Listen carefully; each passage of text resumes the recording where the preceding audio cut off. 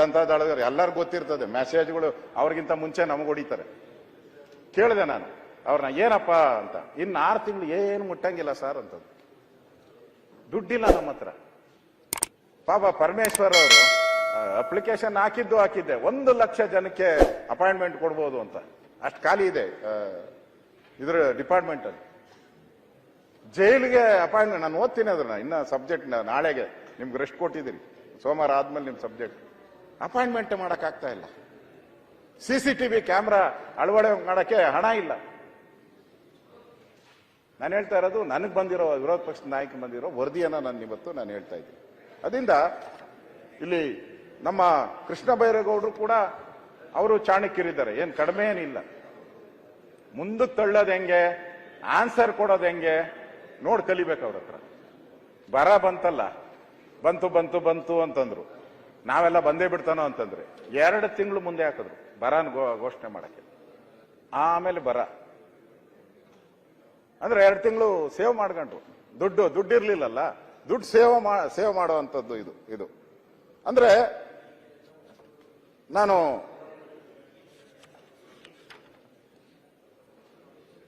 ನಮ್ಮನ್ನ ಕೇಳ್ತಾರೆ, ಅವ್ರು ಆನ್ಸರ್ ಕೊಡ್ಬೇಕಾದ್ರೆ ನಮ್ದೆಲ್ಲ ಕತೆ ಬರ್ಕೊಂಬರ್ತಾರೆ. ಅವರು ಆನ್ಸರ್ ಕೊಡ್ಬೇಕಾದ್ರೆ ಕೇಳ್ತಾರೆ, ನಮ್ ಕತೆನೆಲ್ಲ ಹೇಳ್ತಾರೆ. ನೀವೇನು ಅಧ್ಯಕ್ಷರೇ ಪುಣ್ಯವಂತರ, ನೀವೇನ ಅಂತ ಆಮೇಲೆ ಮಾತಾಡಿ. ಕಾಲದ ವರ್ಷದ ಹೇಳ್ತಾ ಇದ್ದಾರೆ, ಈ ವರ್ಷದ ಆಮೇಲೆ ಉತ್ತರ ಕೊಡ್ತೀವಿ. 2023ರಲ್ಲಿ ಬರ ಬಂದಾಗ ಕರ್ನಾಟಕದ ಇತಿಹಾಸದಲ್ಲಿ ಅತಿ ಹೆಚ್ಚು ರೈತರಿಗೆ, ಕೃಷ್ಣ ಅವರೇ, ಸುಮಾರು 38 ಲಕ್ಷ ರೈತರಿಗೆ ಪರಿಹಾರ ಕೊಟ್ಟಿದ್ದೀವಿ. ಇವರು ಬೇಕಾದಷ್ಟು ವರ್ಷ ಕೊಟ್ಟಿದ್ದಾರೆ. 23 ಲಕ್ಷ ರೈತರಿಗಿಂತ ಹೆಚ್ಚು ಇವರು ಹಿಸ್ಟ್ರಿಯಲ್ಲೇ ಕೊಟ್ಟಿರಲಿಲ್ಲ. ಮೊದಲನೇ ವರ್ಷ ನಮ್ಮ ಸರ್ಕಾರ ಬಂದಾಗ, ಬರಗಾಲ ಬಂದಾಗ 38 ಲಕ್ಷ ರೈತರಿಗೆ ನಾವು ಪರಿಹಾರ ಕೊಟ್ಟಿದ್ದು ಹೈಯೆಸ್ಟ್ ಕರ್ನಾಟಕದ ಇತಿಹಾಸದಲ್ಲಿ.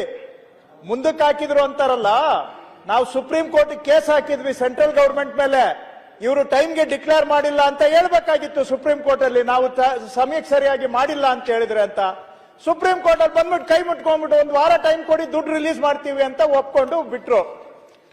ಅಲ್ಲಿವರೆಗೂ ನಾವು ಸುಪ್ರೀಂ ಕೋರ್ಟ್ ಹೋಗೋವರೆಗೆ 1 ಪೈಸಾ ನಮ್ಮ ರಾಜ್ಯಕ್ಕೆ ಬರೋ ಹಣ ಕೊಡಕ್ಕಾಗಿರ್ಲಿಲ್ಲ. ಅವ್ರ ಕೈಲಿ ಕೊಡಿ ಅಂತ ಕೇಳಕ್ಕಾಗ್ಲಿಲ್ಲ ಇವ್ರ ಕೈಲಿ, ರಾಜ್ಯದ ಪರವಾಗಿ.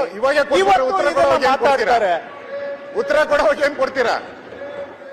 ಸುಪ್ರೀಂ ಕೋರ್ಟ್ಗೆ ಹೇಳಿದ್ವಿ, ದೇಶದ ಇತಿಹಾಸದಲ್ಲಿ ಮೊದಲನೇ ಬಾರಿ ಯಾವ್ದಾದ್ರೂ ರಾಜ್ಯ ಸರ್ಕಾರ ಕೇಂದ್ರ ಸರ್ಕಾರವನ್ನ ನಮ್ಗೆ ಬರ ಪರಿಹಾರ ಬರಲಿಲ್ಲ ಅಂತ ಸುಪ್ರೀಂ ಕೋರ್ಟ್ಗೆ ಹೇಳಿದ್ದು ಈ ಸ್ವತಂತ್ರ ಭಾರತದ ಇತಿಹಾಸದಲ್ಲಿ ಮೊದಲನೇ ಬಾರಿ. ಅದು ನಮ್ಮ ಕರ್ನಾಟಕ ಸರ್ಕಾರ ನಮ್ಮ ರೈತರ ಪರವಾಗಿ ಅಲ್ಲಿ ಫೈಟ್ ಮಾಡಿ ನಾವು ದುಡ್ಡು ತಗೊಂಡು ಬಂದು ರೈತರಿಗೆ ಪರಿಹಾರ ಕೊಟ್ಟಿದ್ದೇವೆ. ಈ ಕಡೆ ನೋಡಿ, ಎಲ್ಲೂ ನಾವು 1 ಪೈಸಾ ಕಡಿಮೆ ಮಾಡಿಲ್ಲ, ಕಡಿಮೆ ಮಾಡಿಲ್ಲ. ಅಧ್ಯಕ್ಷರೇ, ಅವರು ಉತ್ತರ ಕೊಡಂಗಿದ್ರೆ ನಾನು ಕೂತ್ಕೊಂತೀನಿ. ನಾನು ಪ್ರತಿ ಮಾತಾಡ್ತೀನಲ್ಲ, ಉತ್ತರ ಕೊಟ್ಬಿಟ್ರೆ ಕೊನೆಯಲ್ಲಿ ಮುಖ್ಯಮಂತ್ರಿಗಳು ಕೊಡೋದೇನು ಇರಲ್ಲ. ನೀವು ಮಾತಾಡುವಾಗ ನಮ್ಮ ಸರ್ಕಾರ ತಪ್ಪು ಮಾಡಿತ್ತು ಅಂತ ಹೇಳ್ತೀರಲ್ಲ, ಹೇಳಿ. ಅವಾಗ ನಮ್ಮ ಸರ್ಕಾರ ಏನ್ ತಪ್ಪು ಮಾಡಿತ್ತು ಅಂತ ಹೇಳಿ, ನಾವು ಕೇಳಕ್ ಸಿದ್ಧ ಇದ್ದೀರಿ. ನಿಮ್ಮ ಸರ್ಕಾರ ಅಂದ್ರೆ ಇದು ಕರ್ನಾಟಕ ಮಾತಿನ ವಾರ ಆಗ್ತೈತೆ, ಡಿಬೇಟ್ ಸರಿ ಇರಲ್ಲ. ಇದು ಡಿಬೇಟ್ ಇರೋದು. ಡಿಬೇಟ್ ಆಮೇಲೆ ನಾ ಹೇಳಿದ್ಮೇಲೆ ಪೂರ್ತಿಯಾಗಿ ಕೇಳಿ ಕೇಂದ್ರ ಸರ್ಕಾರ ಅಂತ ಹೇಳಿದೆ ನಾನು. ಅದರಿಂದ ಕೇಂದ್ರ ಸರ್ಕಾರ ಅಂತ ನಾನು ಹೇಳಿದ್ದು. ನಿಮ್ಮ ಸರ್ಕಾರನೇ ಇರಬಹುದು, ಅಥವಾ ಈಗ ಕೇಂದ್ರ ಸರ್ಕಾರದ್ದು ರಾಜ್ಯಕ್ಕೆ, ನಮ್ಮ ರಾಜ್ಯಕ್ಕೆ ಅನ್ಯಾಯ ಮನಮೋಹನ್ ಸಿಂಗ್ ಇದ್ದಾಗ ಹೇಗಿತ್ತು, ಯಾಕೆ ಸಿಟ್ಟು ಅಂತ. ಕೇಂದ್ರ ಸರ್ಕಾರ ನಮ್ಮ ಮನಮೋಹನ್ ಸಿಂಗ್ ಇದ್ದಾಗ ಏನ್ ಕೊಟ್ಟು ದುಡ್ಡಿದಿಲ್ವಾ? ಹೇಳಿದ್ರು 2,000 ರೂಪಾಯಿ ಕೊಡ್ತೀನಿ ಅಂತ. ರೈತರಿಗೆ ಅನ್ಯಾಯ ಮಾಡ್ತಿದ್ದೀರಾ ಅಂತ ಹೇಳಿದ್ರೆ ಇಷ್ಟಾಗ್ಸಿಟ್ಟು, ರೈತರಿಗೆ ನೀವು ಅನ್ಯಾಯ ಮಾಡ್ತಾ ಇದ್ದೀರಿ ಅಂತ ಹೇಳ್ತಿದ್ದಾರೆ. ಅದನ್ನ ತಿಳ್ಕೊರಿ, ಸುಧಾರಿಸ್ಕೊರಿ. ವಾಸ್ತವಾಂಶ ಹೇಳಿದ್ರೆ ಸಿಟ್ಟು ಬರೋದಿಲ್ಲ, ಸುಳ್ಳು ಹೇಳಿದ್ರೆ ಪದೇ ಸುಳ್ಳು. ಅದೇ 40% ಸುಳ್ಳು ಹೇಳಿದ್ದು, ಅದೇ 40% ಸುಳ್ಳಲ್ಲ. 40% ಸುಳ್ಳು ಹೇಳಿದ್ದು ಸರಿ ಇಲ್ಲ ಅಂತಾರೆ. ಮಹಾರಾಷ್ಟ್ರದಲ್ಲಿ ಲಾಡ್ಲಿ ಬೆನ್ ಸರಿ 40% ಸುಳ್ಳು ಹೇಳಿದ್ದು, ಈಗ 80% ಆಗಿದೆಲ್ಲ. ಯೋಜನೆ ಸರಿ ಇಲ್ಲ ಅಂತ ಯಾಕೆ ಹೇಳ್ತಾ ಇಲ್ಲ? ಬಿಹಾರ್ ನಲ್ಲಿ 10,000 ಕೊಟ್ಟಿರೋದು ಸರಿ ಇಲ್ಲ ಅಂತ ಯಾಕೆ 40% ಅಂತ ಸುಳ್ಳು ಹೇಳಿದ್ದಲ್ಲ, ಅದು ದುಪ್ಪಟ್ಟು ಮಾಡ್ತೀನಿ. ಈಗ 80% ಆಗಿದೆ, ಹೇಳಿದ್ರಿ. ಈಗ 80% ಆಗಿದೆ. ಮಾರ್ಕ್ಸ್ ಕಾರ್ಡು 75% ರೈತರು ಇವತ್ತು 74,000 ಸಾಲ ಇದೆ. 10,000 ರಿಪೋರ್ಟ್ ಕಾರ್ಡು. ಸುಮ್ಮನೆ ಸುಳ್ಳು ಹೇಳಿದ್ರೆ ಸುಳ್ಳು ಕೇಳ್ಕೊಂಡಿರೋದ ಅಧ್ಯಕ್ಷರೇ? ಅವ್ರ ಕಥೆ ಕೇಳಲಿಕ್ಕೆ ಬರಲ್ಲ. ಪ್ರತಿ ದಿನ ಬೆಲ್ಲದ್ ಸಾಹೇಬ್ರ 40% ಸುಳ್ಳು ಹೇಳಿದ್ರಲ್ಲ, ರೈತರು ದೇಶದಲ್ಲಿ ಕೋರ್ಟಲ್ಲಿ ಪ್ರೂವ್ ಮಾಡ್ಲಿಕ್ಕೆ ಆಯ್ತು ನಮ್ಗೆ. 80% ಅಲ್ಲ ಈಗ. ಇಲ್ಲ ಹೇಳಿ, ನಿಮ್ಗೆ ಯಾಕೆ ಸಿಟ್ಟು ಅಂತ ಹೇಳಿದ್ರೆ ನಾವ್ ಎದ್ದಿಲ್ಲ ಅಧ್ಯಕ್ಷರೇ. ಉಪನಾಯಕರಿಗೆ ಹೇಳಿದಾಗ ಪ್ರತಿ ವರ್ಷ ಆಡಳಿತ ಮಾಡುವವರಿಗೆ ಕೇಳುವ ತಾಳ್ಮೆ ಇರ್ಬೇಕ್ರಿ. ಆತ್ಮಹತ್ಯೆ ಆಡಳಿತ ಮಾಡುವವರಿಗೆ ಕೇಳುವ ತಾಳ್ಮೆ ಇರ್ಬೇಕು. ಅದ್ಯಾರ್ದು ರಿಪೋರ್ಟ್ ಕಾರ್ಡು? ಇಲ್ಲಿ ಸ್ತ್ರೀ ಶಕ್ತಿ ಯಾವ್ದು ನಿಮ್ಮ ಗೃಹಲಕ್ಷ್ಮಿ ಚೆನ್ನಾಗಿಲ್ಲ ಅಂದ್ರೆ ಅಲ್ಲಿ ಲಾಡ್ಲಿ ಬೇನಾನು ಚೆನ್ನಾಗಿಲ್ಲ ಅಂತ ಹೇಳಿ ಒಪ್ಕೋತೀವಿ. ಯಾವಾಗ ಅದು ಮಾಸ್ಟರ್ ಸ್ಟ್ರೋಕ್ ಇಲ್ದಿದ್ರೆ ನಮ್ಗೆ ಮಾತಾಡ್ಲಿ, ಆಮೇಲೆ ಉತ್ತರ ಕೊಡಿ. ಇದು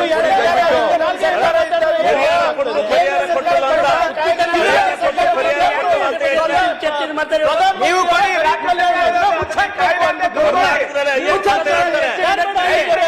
ಮೊದಲು ಕೊಡಿ ದುಡ್ಡಿನ ಅಂತ ಹೇಳ್ತಾರೆ.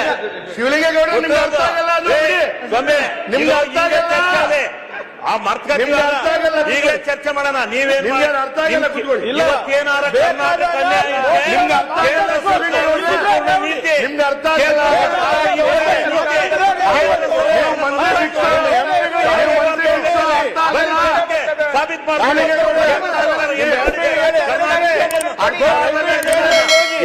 ಅಂಕಿಅಂಶ ನಿಮ್ಗೆ ಅರ್ಥ ಆಗಲ್ಲ. ಏನೇನ್ ಮಾಡಿದೆ ಕೇಂದ್ರ ಸರ್ಕಾರ ನಿಮ್ಗೆ ಅರ್ಥ ಆಗಲ್ಲ. ಈ ತರ ಮಂತ್ರಾಲೋಚನೆ ಮಾಡೋದಲ್ಲ ಕೇಂದ್ರ. ಕೊಬ್ಬರಿ ಅಲ್ಲ ಅದು, ಕೊಬ್ಬರಿ ಅಲ್ಲ. ಎಲ್ಲ ಟ್ಯಾಕ್ಸ್ ಕೊಬ್ಬರಿ ಅಲ್ಲ, ಕೊಬ್ಬರಿ ಅಲ್ಲ. ಮಜಾ ಮಾಡ್ತಾ ಅರ್ಥ ಆಗಲ್ಲ ನಿಮ್ಗೆ ಅಧ್ಯಕ್ಷರೇ. ಅರ್ಥ ಆಗಲ್ಲ. ತಗೊಂಡೋಗ್ಬಿಟ್ಟು ಡೆಲ್ಲಿ ಕುತ್ಕೊಂಡು ಅರ್ಥ ಆಗಲ್ಲ. ಏನ್ ಮಾಡ್ತಾ ಇದ್ರಿ? ನೀವು ಮಂತ್ರಿನಾ? ಕೊಡ್ರಿ ಯಾರು ಮನೆ ನೀವು ಮಂತ್ರಿನಾ? ನೀವು ಮಂತ್ರಿನಾ? ನೀವು ಮಂತ್ರಿ ಕೊಡ್ತಾ ಇದ್ರಿ. ಬನ್ನಿ ಚರ್ಚೆಗೆ ಎಲ್ಲ ಪ್ರಶ್ನೆ ಬನ್ನಿ. ಶಿವಲಿಂಗ ಗೌಡ್ರು ತಗೊಂಡೋದ್ರಿ ಕೇಳಿ. ವಿರೋಧ ಪಕ್ಷದ ನಾಯಕರು ಮಾತಾಡೋದನ್ನ ಕೇಳಿ. ಶಿವಲಿಂಗ ಗೌಡ್ರೆ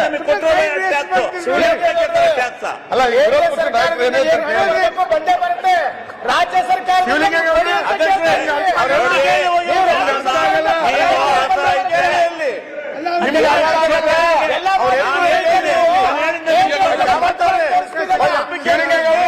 ನಿಮ್ಗೆ ಅರ್ಥ ಆಗಲ್ಲ. ಅಷ್ಟು ಮೊದಲು ಕೇಳಲೇ ಇಲ್ಲ ಅವರು ಎಂಪಿಗಳು. ರಾಜ್ಯ ಸರ್ಕಾರದಿಂದ ಹಣ ಪಾವತಿ ಮಾಡಿ ಆಮೇಲೆ ಕೇಂದ್ರದಿಂದ ಪೈಟಪ್ ಮಾಡ್ರಿ. ಅವ್ರ ಎಂಪಿ ಹೆಸರು ಕೇಳಿ ಹೋಗಿ ಅವರು. ನೀವ್ ಯಾಕೆ ಆ ಲೆವೆಲ್ ಕೇಂದ್ರದಿಂದ ಹೇಳ್ತೀರಿ ಅಧ್ಯಕ್ಷರೇ? ಎಲ್ಲದಕ್ಕೂ ಈ ರಾಜ್ಯಕ್ಕೆ ಅನ್ಯಾಯ ಆಗಿದೆ. ಇವತ್ತು ಜನಗಳಿಗೆ ಅನ್ಯಾಯ ಆಗಿದ್ರೆ ಕೇಂದ್ರ ಪುರಸ್ಕೃತ ಅರ್ಥ ಆಗಲ್ಲ. ಶಿವಲಿಂಗ ಗೌಡ್ರೆ ನಿಮ್ಗೆ ಅರ್ಥ ಆಗಲ್ಲ. ಇಡೀ ಕರ್ನಾಟಕ ರಾಜ್ಯದ ಎಲ್ಲ ಯೋಜನೆ ಶಿವಲಿಂಗ ಗೌಡ್ರೆ ನಿಮ್ಗೆ ಅರ್ಥ ಆಗಲ್ಲ, ಅದು ಬಿಡಿ. ಹೌಸಿಂಗ್ ಕೊಬ್ಬರಿ ಅಲ್ಲ, ಅದು ಕೊಬ್ಬರಿ ಅಲ್ಲ. ಮಾಡಾಕಿದ್ರಿ ಫಸಲ್ ಬಿಮಾ ಯೋಜನೆ, ಅದು ರೈತರಿಗೆ ಪರಿಹಾರ ಇನ್ಸೂರೆನ್ಸ್ ಮಾಡಿದ್ರಿ. ಮಾನ್ಯ ಅಧ್ಯಕ್ಷರೇ, ಉಪಾಧ್ಯಕ್ಷರೇ, ನಾಯಕರು ಅರ್ಥ ಆಗಲ್ಲ ಮಾತಾಡಿದ್ರೆ ಏನ್ ಮಾಡೋದು ನಾವು ಹೇಳಿ?